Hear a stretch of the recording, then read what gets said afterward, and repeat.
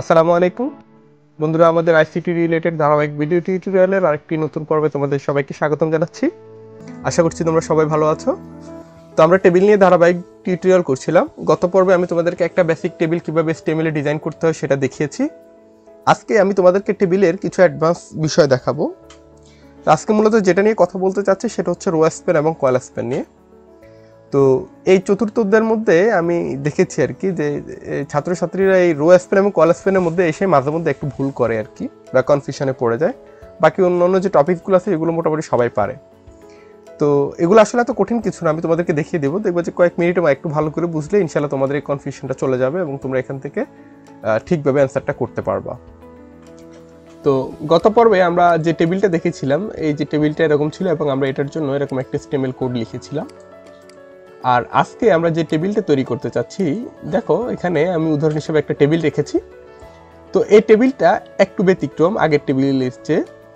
তো যে বিষয়টা এখানে মানে সমস্যা যেটা সেটা হচ্ছে, দেখো ই নামে যে ঘরটা রয়েছে এই ঘরের এখানে মূলত বোঝা যাচ্ছে যে এখানে দুইটা ঘর ছিল, বাট দুইটা ঘর অ্যাডজাস্ট হয়ে একটা হয়ে গেছে।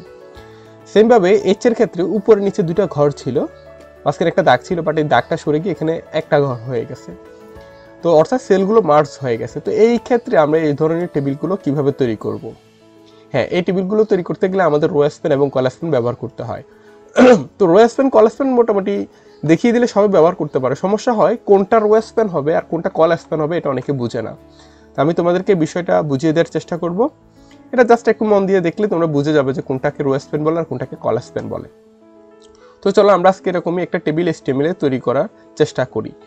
তো সবসময় মনে রাখবে, তোমাদের যদি পরীক্ষার খাতায় অর্থাৎ পরীক্ষার প্রশ্নের মধ্যে যদি এরকম কোনো টেবিল দেয়, প্রথমে তোমরা যে কাজটা করবা সেটা হচ্ছে টেবিলটাকে তোমরা কোথাও এঁকে নিবা। এঁকে নেওয়ার পরে একটা পেন্সিল ব্যবহার করে যেই ঘরগুলোর মধ্যে এই যে আমাদের এই যে ব্রেকিংটা হয়েছে, অর্থাৎ যেমন এখানে লাইনটা এই জায়গায় এসে নাই, মুছে গেছে, এই জায়গায় মুছে গেছে। তো এই জায়গাগুলোতে আমরা করব কি, একটা পেন্সিল ব্যবহার করে লাইনগুলোকে আবার পূরণ করে দেব। ঠিক আছে?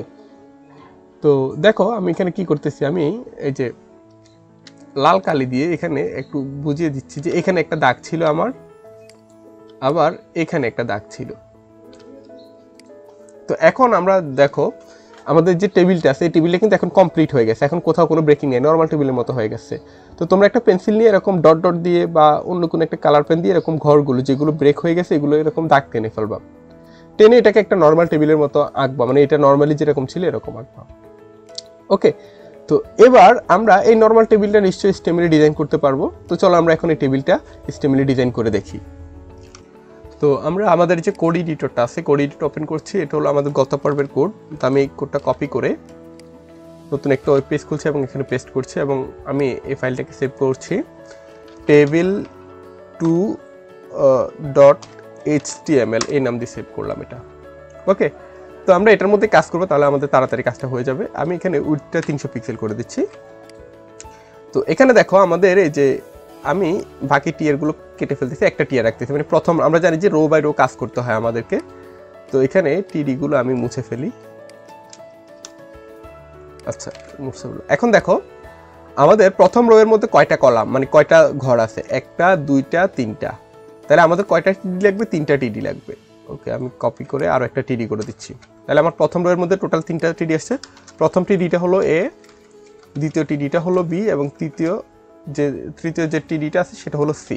আমি এটাকে সেভ করছি। দেখো আমাদের এই যে এ বি সি। তো আমি এই যে এই ফাইলটা যতটুকু হয়েছে এটা একটু রান করে দেখি যে আমার ঠিকভাবে প্রথম রোটা আসছে কিনা। এই যে দেখো এ বি সি, আমার এই যে প্রথম যে ঘরটা মানে প্রথম রোটা এটা কমপ্লিট হয়ে গেছে। এবার আমরা দ্বিতীয় রোটা কমপ্লিট করব। ওকে, তা আমি কি করব তাহলে, আমাদেরকে এই যে আমরা এই জিনিসটাই কপি করছি, মানে দ্বিতীয় রোতে আবার সেম জিনিসটা। তো আমি এগুলো কেটে দিই। আচ্ছা, এবার দেখো দ্বিতীয় রোতে আমাদের কয়টা ঘর? একটা দুইটা তিনটা, তার মানে আমাদের তিনটা টিডি লাগবে, তিনটা টিডি নিলাম। আচ্ছা, এখন প্রথম টিডির ক্ষেত্রে ডি, দ্বিতীয় টিডির ক্ষেত্রে ই। তাহলে আমরা কি করব, কোডটা কোথায়, এই যে প্রথম টিডির ক্ষেত্রে ডি, দ্বিতীয় টিডির ক্ষেত্রে ই, আর তৃতীয় টিডির ক্ষেত্রে কি? এখানে তো কিছু নাই। আচ্ছা, এই জায়গায় এবার আসো। এবার চিন্তা করো, আমি এই যে এখানে একটা দাগ টেনেছি, এই দাগটা তো নর্মালি ছিল না। আচ্ছা, দাগ যদি না থাকে তাহলে সেক্ষেত্রে কি হবে? এখন তো ঘর দুইটা হয়ে গেছে, তাই না? এখানে তো ঘর এই যে ডি একটা ই একটা, তার মানে আমার আরেকটা যে টিডি এটা আসলে লাগবে না। হ্যাঁ, লাগবে না। ওকে, আমার আরেকটা টিডি নেই। কিন্তু এখানে একটা কথা আছে, এই যে এখানে যে ঘরটা আছে বা এই জায়গায় যে ঘরটা আছে এটা আসলে কি, এই ঘর এবং এই ঘর দুইটা ঘরকে অ্যাডজাস্ট করে তারপরে হয়েছে। কেমন? এই ঘর এবং এই ঘর দুইটা ঘরকে অ্যাডজাস্ট করে এই টিডিটা হয়েছে। তো সেক্ষেত্রে আমাদেরকে এখানে একটা জিনিস ব্যবহার করতে হবে।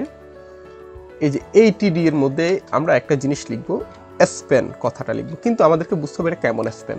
তো এখানে দেখো, আমরা যদি এই যে দাগটা আবার একটু বুঝার জন্য টানি,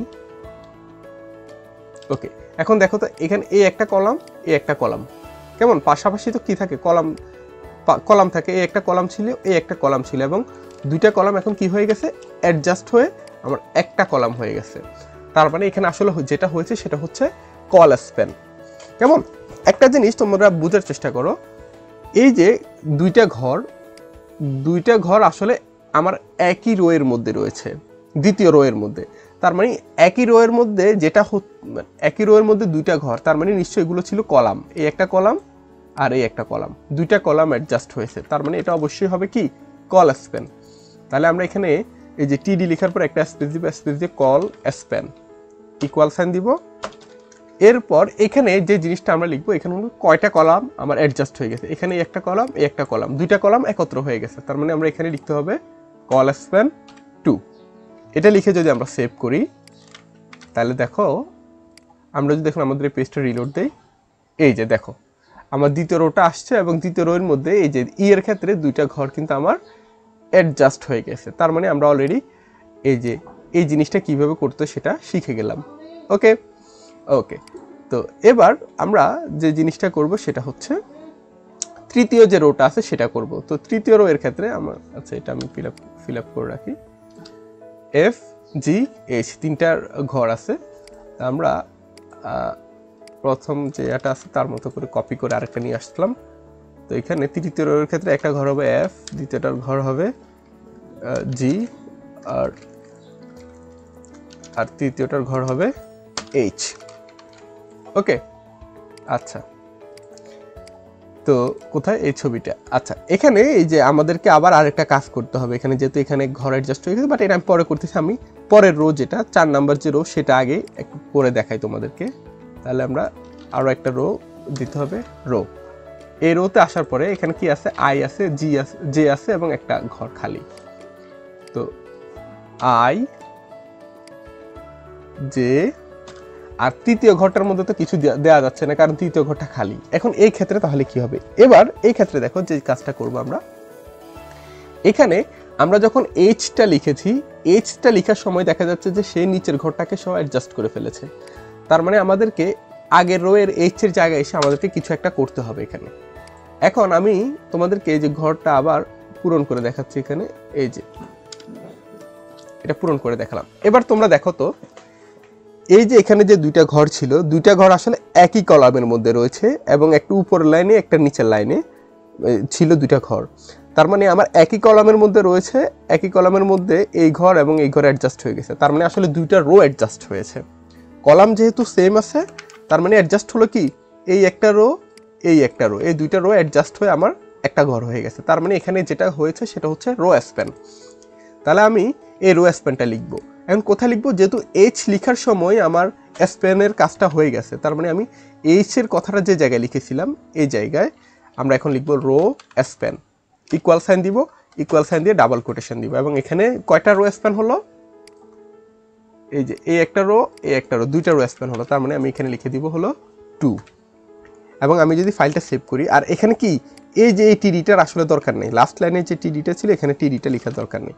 সেভ করব, সেভ করে আমি যদি এখন রিলোড দেই, এই যে দেখো আমার এইচটা কিন্তু এই যে দুইটা ঘরে অ্যাডজাস্ট হয়ে সেখানে এইচটা বসে গেছে। ওকে, তো এভাবে আমরা এই রো স্প্যান এবং কলাম স্প্যানগুলো ইউজ করব। তো এখন আমি তোমাদেরকে একটা জিনিস একটু দেখাই, সেটা হচ্ছে সাপোজ আমার এই যে এই জায়গার ক্ষেত্রে, এই যে মনে করো এরকম আছে ঘরটা, সাপোজ আমার ঘরটা এরকম ডি আছে, এবং এখানে সে কি করেছে, টোটাল এই যে এই 3টা ঘরকে অ্যাডজাস্ট করেছে। আচ্ছা, এখন তোমাদেরকে বলতে হবে এখানে কি রো স্প্যান হলো না কল স্প্যান হলো। তো এটা কিভাবে বুঝবে? দেখো, সহজ বিষয়, তোমরা অনেকে এটা মানে ধরতে পারো না, এটা একদম সহজ বিষয়। দেখো তো 3টা ঘর একই কলামের মধ্যে আছে, একই কলামের মধ্যে যখন থাকে তার মানে 3টা ঘর আলাদা আলাদা হলো, এগুলো আসলে সবগুলো রো, তার মানে 3টা রো স্প্যান হয়ে গেছে। কলাম যেহেতু সেম, তার মানে আমার স্প্যান হলো কি রো স্প্যান হলো। এখন কয়টা রো স্প্যান হলো? 3টা রো স্প্যান হলো। তাহলে দেখো আমি কি কাজটা করতেছি, এই যে ডি যেখানে লিখেছি, ডি এর ক্ষেত্রে এসে আমি দেখো কি লিখবো, রো স্প্যান ইকুয়াল দিয়ে ইকুয়াল সাইন দিয়ে ডাবল কোটেশন এখানে লিখে দিব 3। এবং আমাদেরকে কি করতে হবে দেখো, এখানে এফ ছিল এবং এখানে আই ছিল, এই এফ এবং আই এর ঘরগুলো আর লাগবে না। এই যে এফ এর ঘরটা কেটে দিব, লাস্ট রোতে এসে আই এর ঘরটা কেটে দিব। আমি এবার যদি সেভ করি, সেভ করে যদি এখন রিলোড দেই, এই যে দেখছো আমার 3টা রো স্প্যান হয়ে গেছে এবং পুরোটা মিলে এখানে জাস্ট ডিটা লেখা আছে, এখানে যেরকম ঠিক এরকম। তো এভাবে আমরা রো স্প্যান এবং কল স্প্যানগুলোকে আমরা মানে ইউজ করতে পারি আর কি। তো আমি আশা করছি রো স্প্যান এবং কল স্প্যানের যে বিষয়টা এটা তোমরা বুঝতে পেরেছো। বাট একটা বিষয় আমি তোমাদেরকে বলি, রো স্প্যান এবং কল স্প্যানে যে কয়টা কথা বলেছি এর বাইরে আসলে কোনো কথা নেই, কিন্তু তোমাদের অনেকের মাথায় হয়তো এটা সাথে সাথে ধরবে না। তো তোমাদের যেটা করতে হবে সেটা হচ্ছে এই ভিডিওটাই তোমরা আবার দেখবা, 1বার 2বার 3বার দেখো, দেখে এটা আবার সাথে সাথে প্র্যাকটিস করো। কেমন? একটা প্রবলেম নিয়ে নিজের মতো একটা টেবিল এঁকে সেখানে তোমাদের মতো করে তোমরা রো স্প্যান কল স্প্যান আগে ঘরগুলোকে অ্যাডজাস্ট করে ফেলো, করে সেটার কোডটা লিখে দেখো যে তোমার মতো করে কোডটা তুমি পারতেছো কিনা। এভাবে প্র্যাকটিস করলে তোমাদের এই বিষয়টা মাথায় ধরবে, নতুবা এমনি শুধু ভিডিও দেখে রো স্প্যান কল স্প্যান মুখস্থ করে এটা আসলে তোমরা আয়ত্ত করতে পারবে না। তো বন্ধুরা, আমি আশা করছি তোমরা এই রো স্প্যান এবং কল স্প্যানটা নিজেরা বাসায় ভালো করে প্র্যাকটিস করবা। প্রয়োজনে আমাদের যে ফেসবুক গ্রুপটা রয়েছে এইচএসসি আইসিটি প্র্যাকটিস রুম, তোমরা সেই গ্রুপটাতে নিজেদের তৈরি করা টেবিল মানে নিজেরা সলভ করে HTML কোড লিখে আমাকে আবার দেখাও যে ভাই আমি এরকম করে আমারটা করেছি, হয়েছে কিনা দেখেন, বা পারলে আমাকে দেখাও, বা কোথাও সমস্যা হলে সেটা তোমরা পোস্ট করে জানাতে পারো।